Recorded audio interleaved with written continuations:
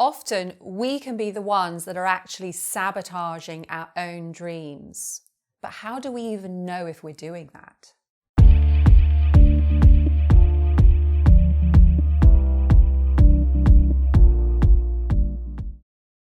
I remember the first workshop where I was introduced to the concept of self-sabotage, and I was like, whoa, oh my God, what, you mean that I'm the one that's screwing up my life? I'm the one that's stopping my dreams coming true? And I was quite freaked out by that. And then I was doubly freaked out because I was like, how do I even know if I'm doing it? And I remember then for like months afterwards, I would keep coming back to this place of like, oh, that must be self-sabotage. Like anytime I had a bad day, or anytime I got a piece of writing that was rejected, or anytime I didn't do so good at work, I'd be like, oh, I'm probably sabotaging this. But I didn't really know how. And I still didn't really know what self-sabotage was.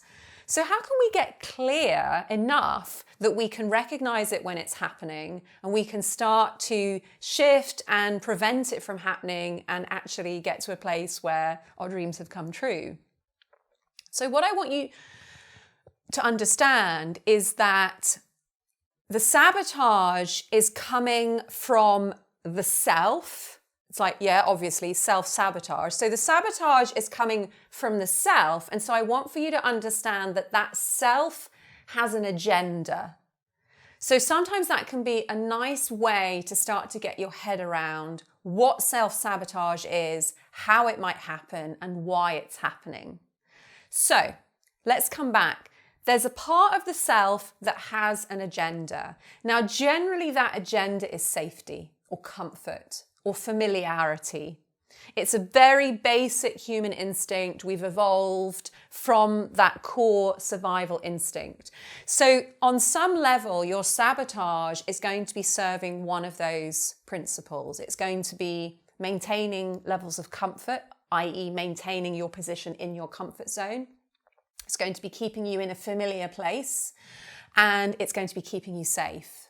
Which is why self-sabotage can also get linked to behavior that is quite weirdly destructive, because the result of that destructive behavior is keeping you in a familiar place. So that familiar place might be, yet again, I got dumped. So the kind of familiar place of heartbreak.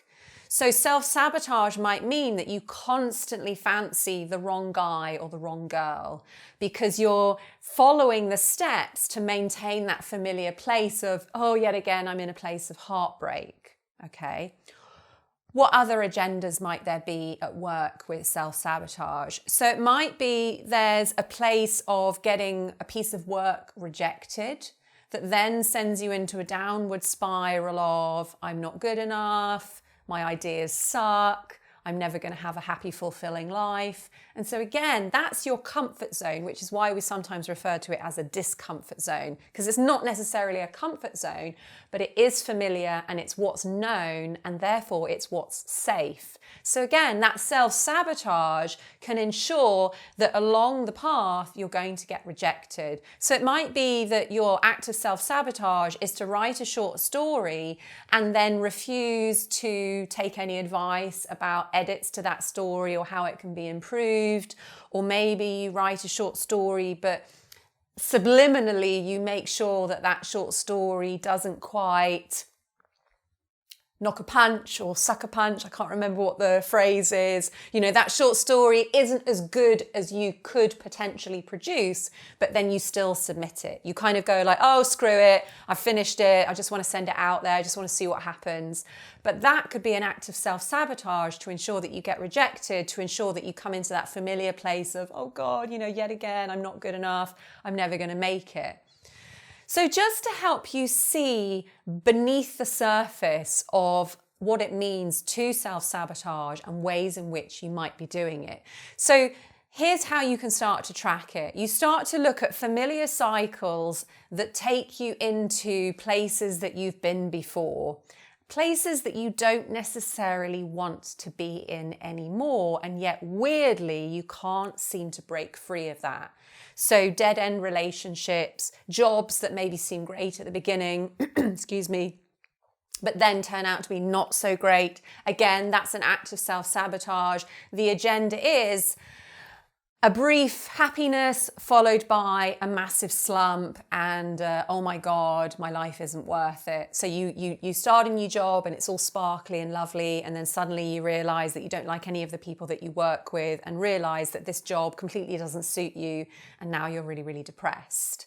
So again, another cycle of self-sabotage. So you're always looking for the agenda. How do you know that you're self-sabotaging? If you keep ending up in the same place and that place isn't great. So then you come to the agenda, like, what's the agenda here? Why would I continue to be sabotaging from the self? Like, what does the self really want? What's safe here?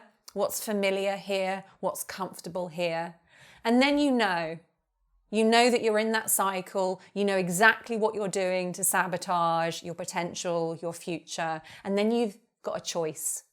You've got a choice if you want to start doing things differently. And if you're in that place and you want to start doing things differently, then you are definitely in the right spot, because that is exactly what this channel is all about. It's about me helping you get in here to see what's holding you back, and helping you get into your heart so that you can fulfill what your heart really desires.